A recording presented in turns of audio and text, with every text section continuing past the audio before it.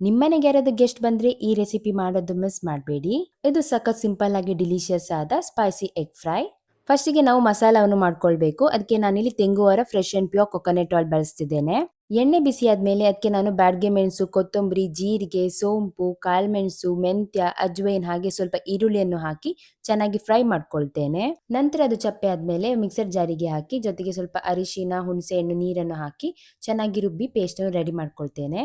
ಇವಾಗ ಒಂದ್ ಕಡೆಗೆ ಸ್ವಲ್ಪ ಎಣ್ಣೆ ಹಾಕಿ, ಎಣ್ಣೆ ಬಿಸಿ ಆದ್ಮೇಲೆ ಅದಕ್ಕೆ ರುಬ್ಬಿರೋ ಮಸಾಲ, ಕರಿಬೇವು, ಉಪ್ಪನ್ನು ಹಾಕಿ ಚೆನ್ನಾಗಿ ಬೇಯಿಸ್ಕೊಳ್ಬೇಕು.